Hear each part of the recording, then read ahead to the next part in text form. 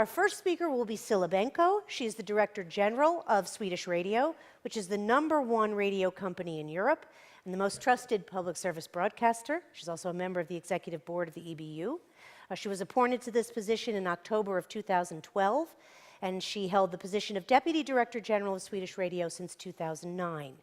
A little bit of information about Swedish Radio. It has approximately, they're very enviable figures, 5 million listeners every day. They broadcast 270,000 hours of radio per year in 42 channels with 400 programs.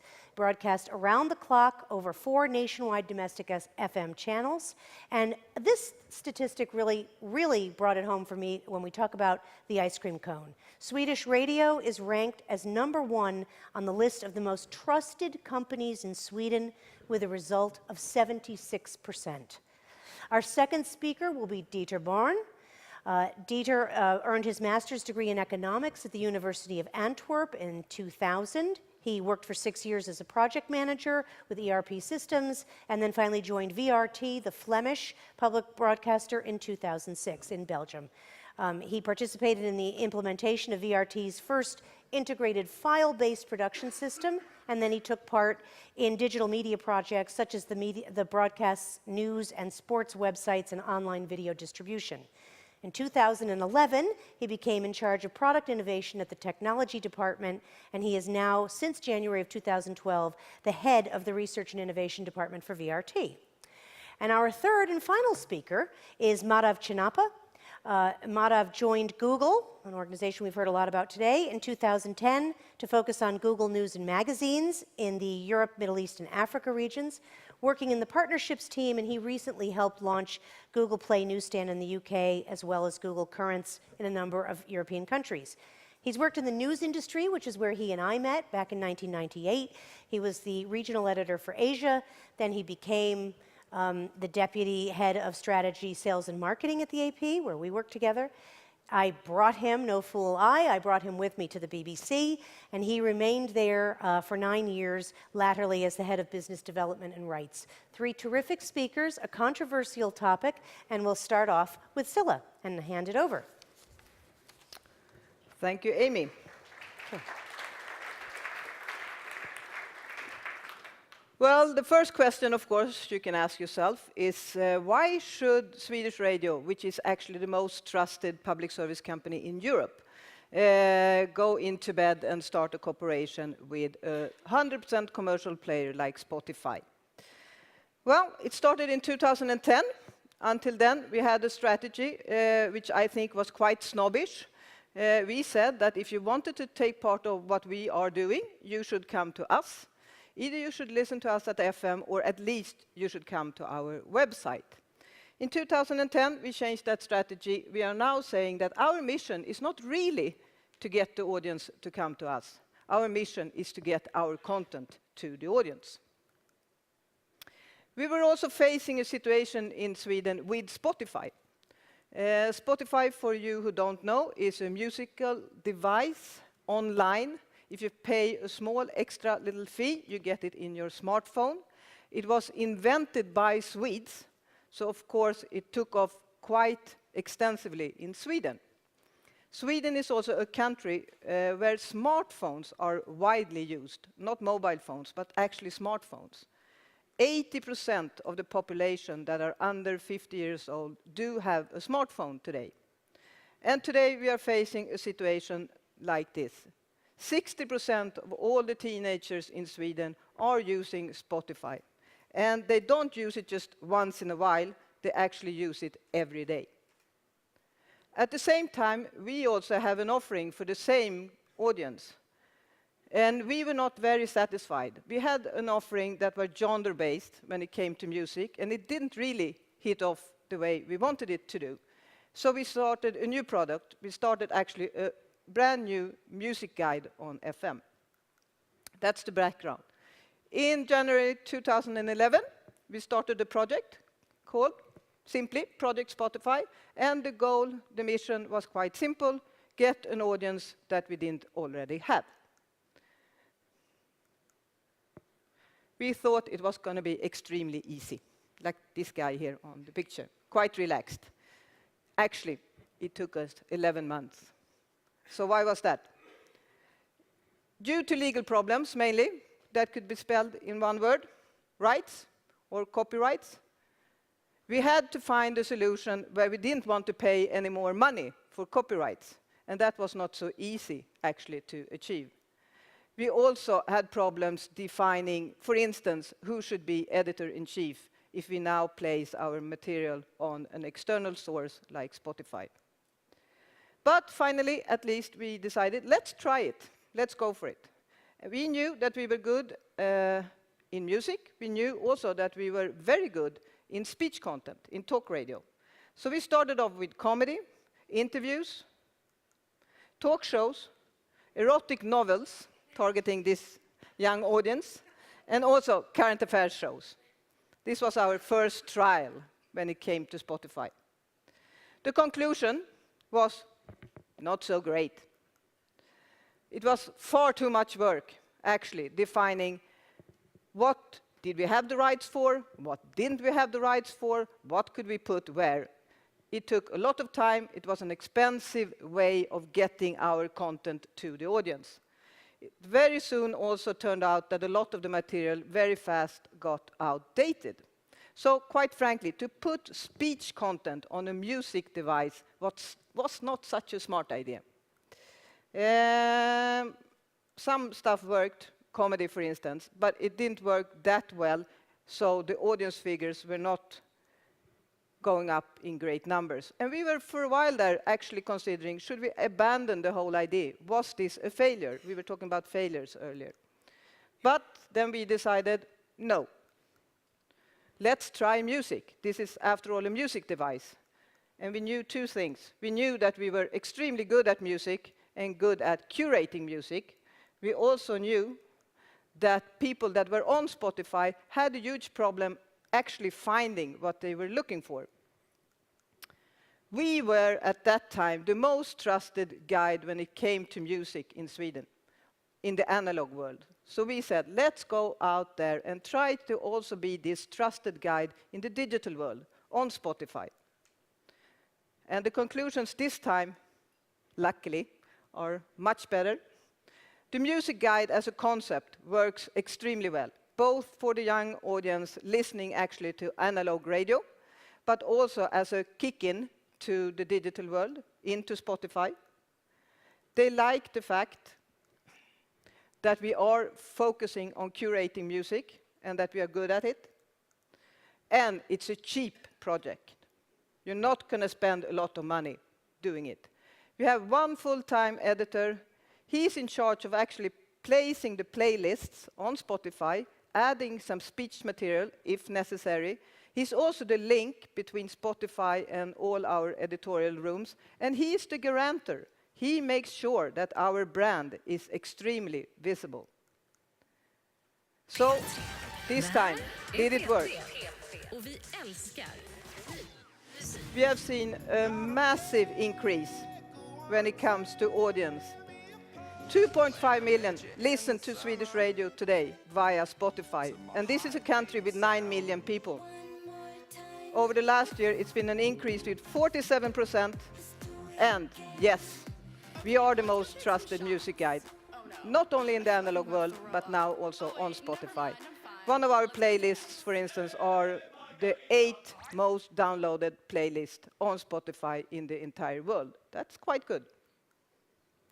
So, if you're interested in a cooperation with a commercial player and you are a public service company, formulate what you're good at. Try it. And if the first way of trying it is not a success, don't see it as a failure. See it as development. See it as innovation. Don't be afraid of your competitors. They are out there, and either you can beat them or you can join them. Everything around you changes, that's for sure. So there's really no time to think too long. Start your cooperation now. And one small single advice for you at the end. Do think of new types of rights already when signing your contracts, because it will make your life hell of a lot easier. Thank you.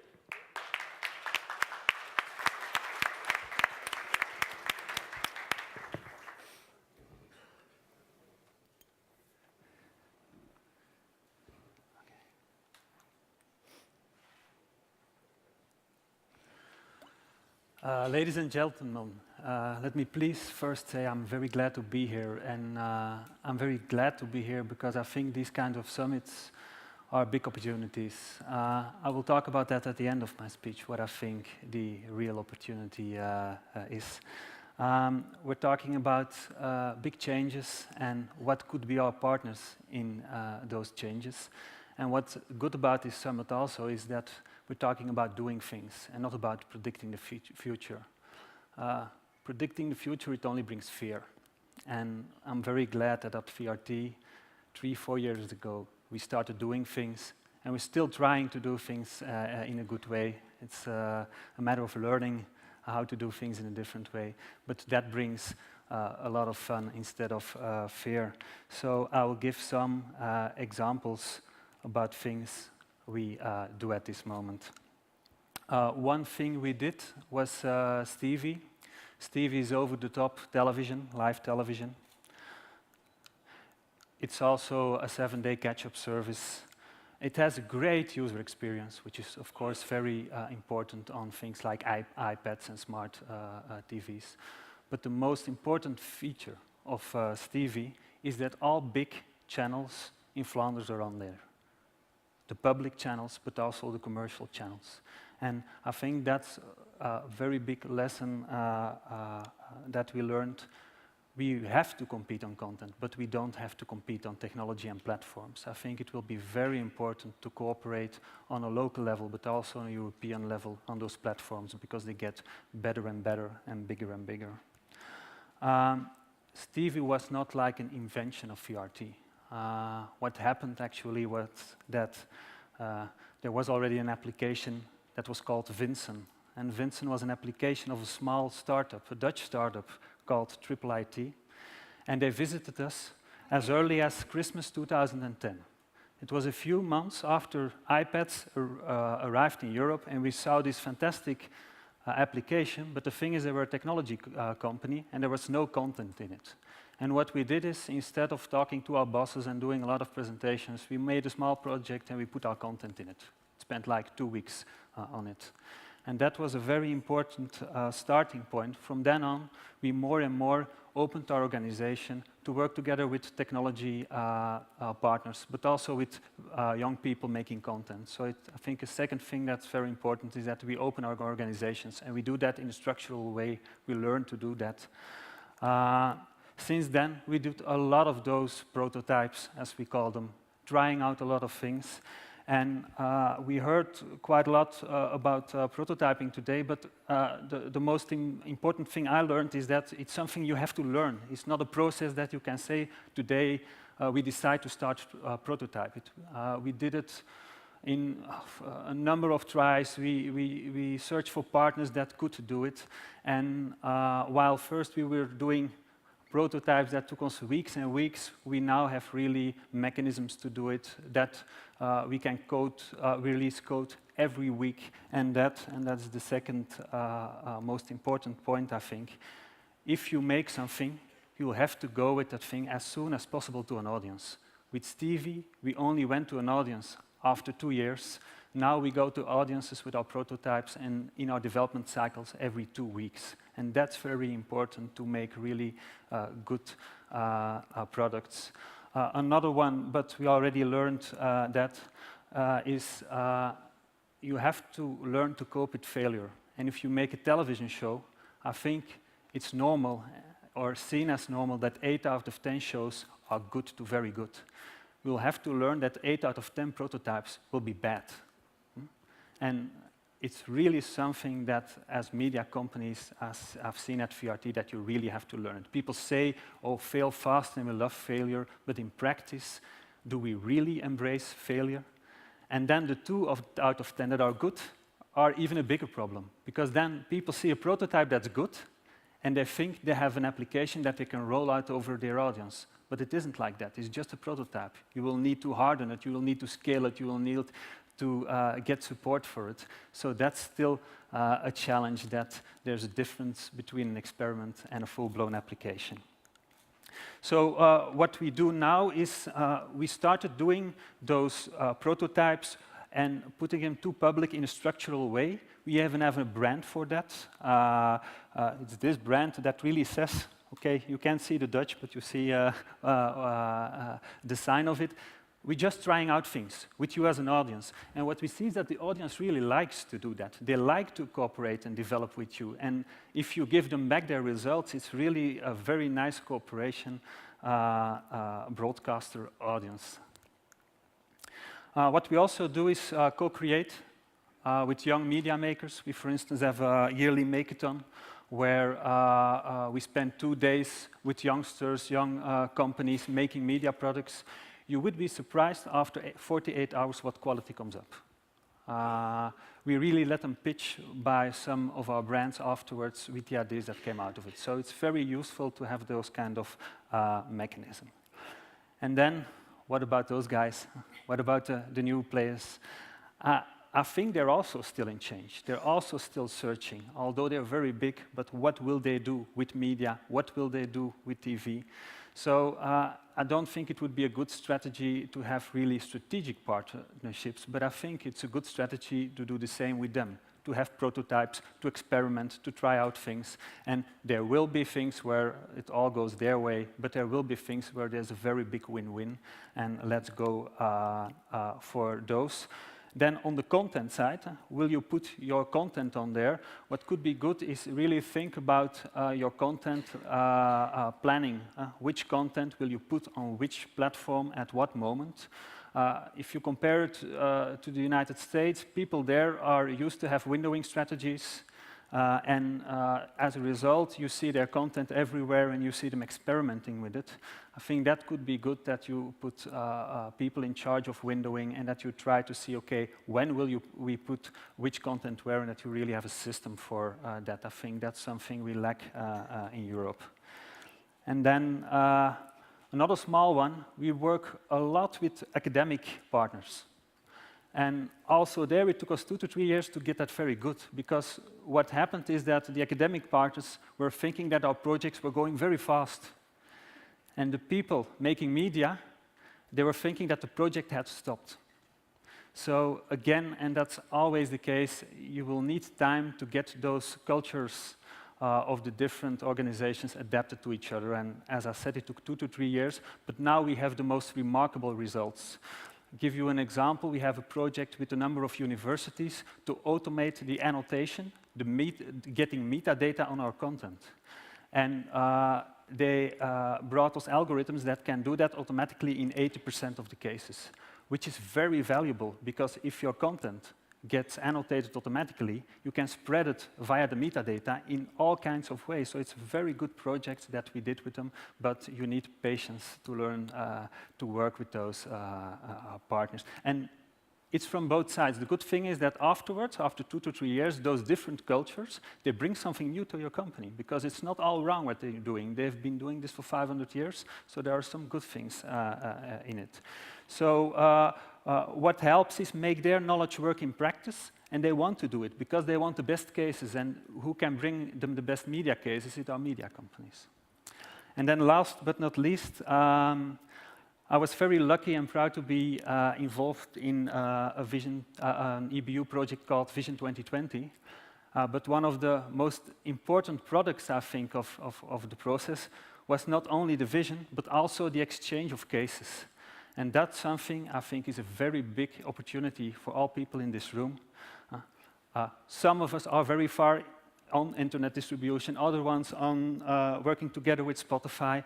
But the thing is, it goes very fast. So if we learn from each other and we build mechanisms at EBU level to exchange those cases in a structured way, I think we can really innovate at a much higher pace. And the good thing is that EBU is already an organization that has the mentality of exchanging, of being open. I think it's really crucial that we do it, because if you see the commercial companies, they're consolidating and getting bigger and bigger.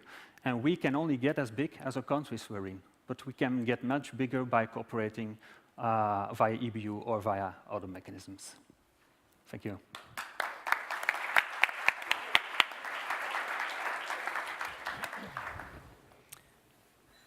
Thank you. I think I'm going to try and do this without slides, but despite being the Google guy, I'm old-fashioned, so I'll be using pieces of paper. Thank you for allowing me to talk about partnerships. As I have some silly title, the head of international news partnerships at Google, it's kind of close to my heart.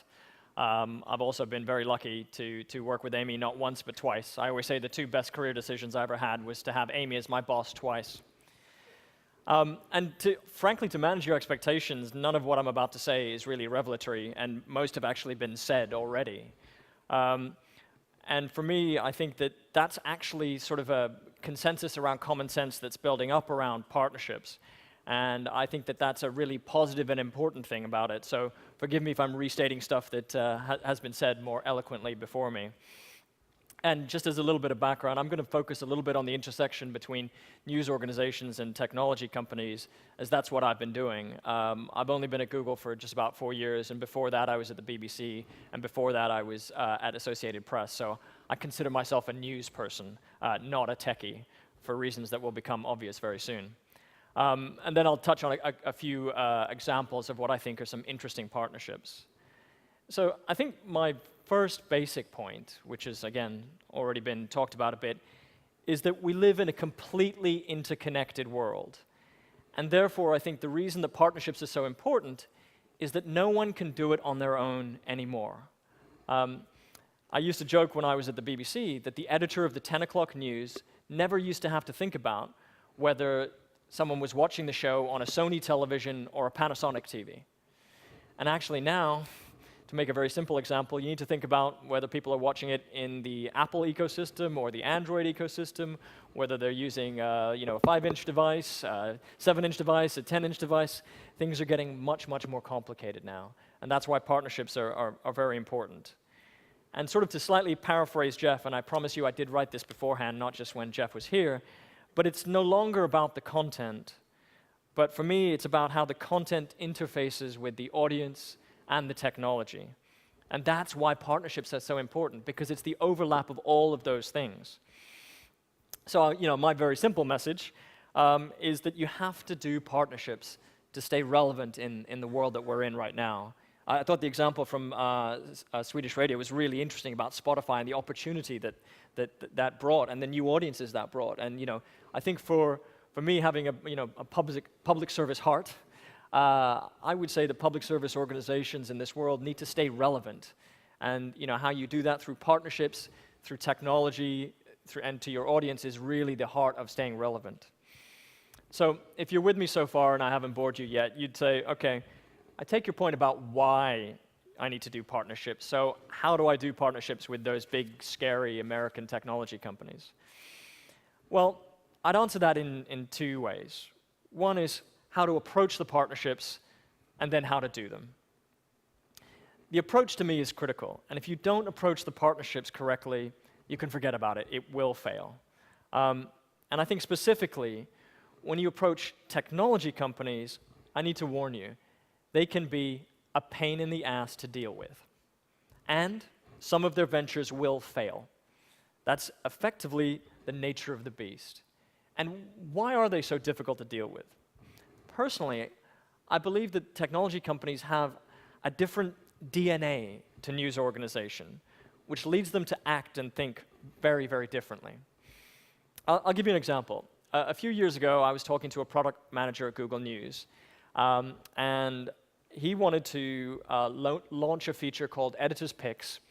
And he said to me, I want to launch Editor's Picks in 12 countries in 2 weeks. Now, for those of you that don't know, Editor's Picks is a small little widget on the side of a Google News homepage where publishers send us feeds, and they pick the stories that they want to showcase under their brand. It's a nice little feature. It requires some effort from the publisher. They have to decide editorially what to choose. They need a little bit of tech help to send the RSS feed. It's not impossible, but it requires a little bit of resource. He said, I want this in 12 countries in 2 weeks. I said, yeah. Maybe one country, maybe this quarter. And he said to me, and I'm going to read this because I remember writing it down. He said, that's ridiculous. This is great for news organization. It gives them more exposure, more traffic with stories they choose, and gets their logo on the front page of Google News. They'll all want to do this immediately.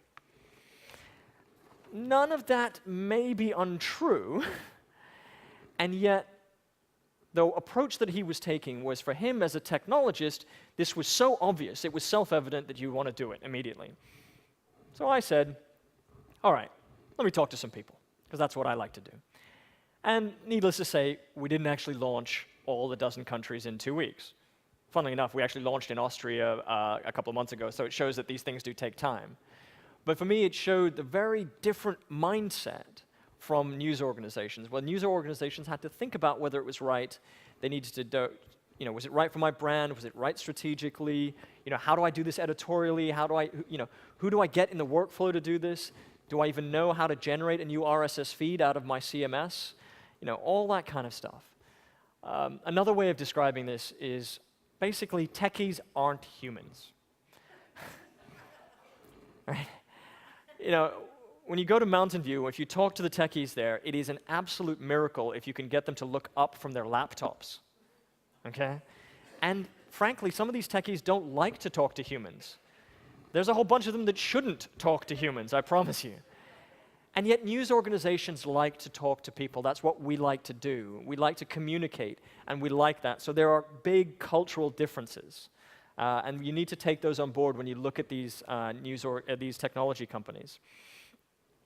And I think the other important difference, and this is one that I love and I think I've learned working for a technology company, is this approach to failure. It's been touched on a little bit in both the previous speakers, but I want to give you my personal experience of it.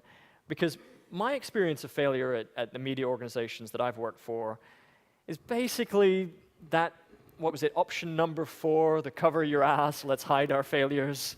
Yes, yeah, I think we've all been there. Or what I call that stereotypical third response to the fight or flight mechanism. It's the freeze.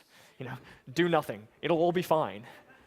And so I experienced this completely very shortly after I joined Google.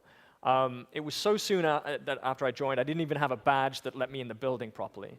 They wanted me to go and speak at the World Association of Newspapers. And this was in 2010, and let's just say Google was not on the Christmas card list of the World Association of Newspapers.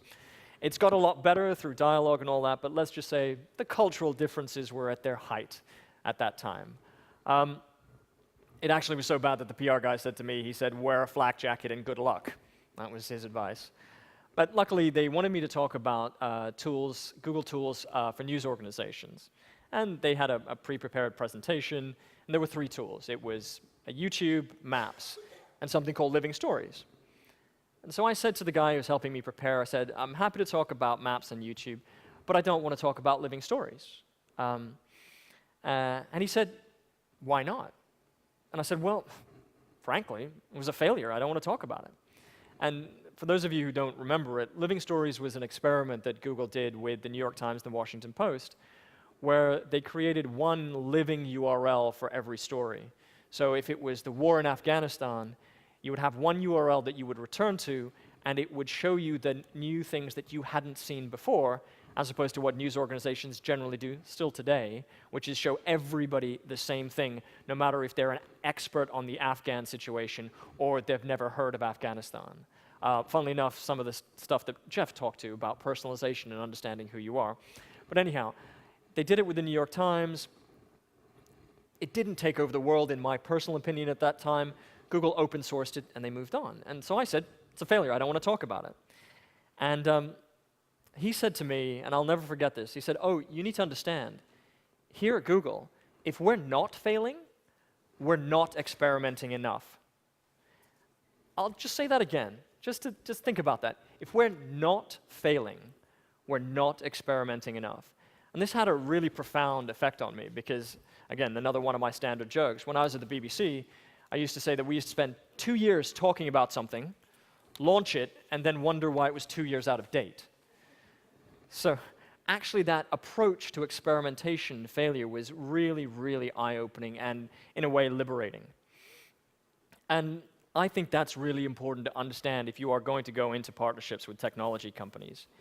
You need to, as again the previous speaker said, you need to embrace that failure. as was said, make it a part of the development process, because it is a natural part of that process. I don't think anybody in the entire world has all the answers, but everybody's on this process. And Dieter was absolutely right. The technology companies don't. They don't know. They're experimenting and iterating. You know, that's pretty much the second thing they brainwash you when you join Google, is that it's about experimentation and iteration. And part of that cycle is failure. And I think that's a really important thing that media organizations could learn from technology companies. And I honestly don't see a lot of that in the media space that I look around. The one exception that I would draw your attention to is a gentleman by the name of Jason Seakin, who recently became Chief Content Officer at the Telegraph newspaper in the UK. It's a very old, staid organization. And he is American, so an American Chief Content Officer at an establishment right-wing newspaper is quite a move in and of itself. But he talks very eloquently about when he was at PBS, where PBS was a conservative company when he joined, and he instituted a failure quota. He wanted people to measure the failures, and actually they were being asked to fail. Sort of in the ideation process of that we did early this afternoon. Put all the ideas up there. Don't worry, some of them are going to be bad, but through the process of doing the bad ones, you actually get some of the good ones. People have pointed out that, at ESPN, they have 19 days to launch a product. Launch quickly, launch fast, all of those things. But building in those processes to allow people to do that, I think, is absolutely brilliant. And Jason Seakin talks about this very eloquently. You can Google his TED videos or Bing it if you would like to, and hear him talk about it as well. And I think the proof is a little bit in the pudding, which is when he was at PBS, they grew their video streams from 2 million a month to 165 million. So it's not just a good idea, it actually does work. So what about how you do these technology partnerships? Well, don't worry, this is not going to get into the details of warranty and indemnities and all that malarkey, though just as an aside, technology companies don't negotiate those points. What I would say is choose wisely. I once had a partner describe these big technology companies, generally American, as like the wind, and he was a boat on the ocean. Now, I'm not a sailor, but I believe his point is that you need to know when to use the wind and when to tack against the wind.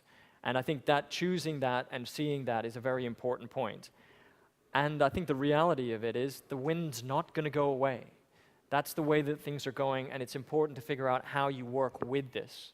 And I think that's how we'll all get through this, because it is a disruptive time of a lot of change. But it is difficult, and I think we need to appreciate that and figure out the ways through that. Now, I realized as I was writing this that this may have sounded a bit downbeat, and that was actually not my intention.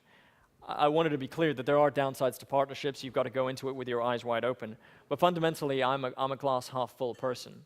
I also believe that the future of journalism in particular is going to be better than the past.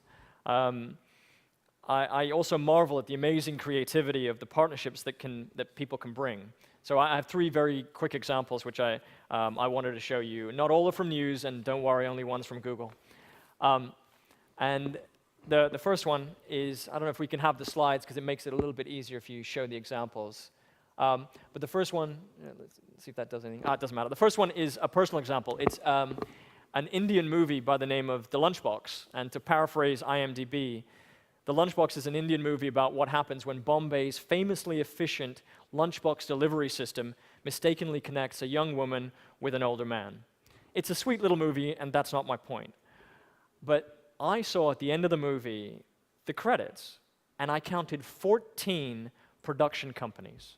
5 Indian, 5 French, 2 German, plus 1 each from the US and Canada. If that is not a recipe for complete unmitigated disaster, I do not know what is. And yet, it was a beautiful, really sweet movie. Now, don't take my word for it. Go and have a look. But the lesson for me is, and there you go. That's the list of them right there. But the lesson for me is that even complicated partnerships can work if you stay true to your vision and principles. And I thought it was very interesting, again, from Swedish Radio, that when they were looking at Spotify, they had to find the things that were genuine for them, right? What were they about and what were they bringing to it? And being that music creator and that guide to music on Spotify was the really interesting thing. The second one, this is the Google one, so sorry about that, is a small product called Consumer Surveys, which very simply shows a micro-survey in exchange for access to content. And this is a screenshot of the FT's implementation.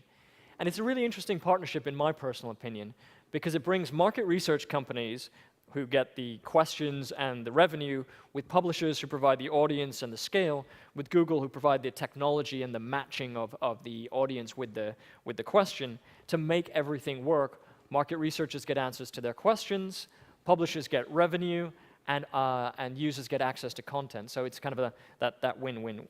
And it's a very interesting thing. It's only in the US, UK, Australia, and Canada at the moment. We hope to bring it out to other countries. But the lesson for me is that in this digital world, you can get extremely creative about who you partner with and how you bring things together to make great content and great products. And finally, Lilyhammer. If you haven't seen this, try and find it. It's a wonderfully quirky TV series about a New York mobster who goes into witness protection in Lillehammer in Norway, with the fabulous Steve Van Zandt from The Sopranos, who also is in Bruce Springsteen's E Street Band, so this guy's multi-talented. And it was Netflix's first move into original content. So probably everyone's talked about, House of Cards and Orange is the New Black, but this was actually their first move. And it's half in English, half in Norwegian. Okay, this is not a pairing of things that you would actually put together, but it's a great show. I recommend you go see it. And again, the lesson for me is that sometimes the strangest combinations can make great things happen. So, to summarize, as they teach you in presentation classes, I think in our interconnected world, as I said, partnerships are key. I think you need to approach them with an open mind, particularly with tech companies who can be difficult. Be ready for failure, be willing to experiment, and with a little bit of luck and effort on both sides, you might just create really good things that are useful to your users and valuable to you and your partners. Thank you very much. Excellent.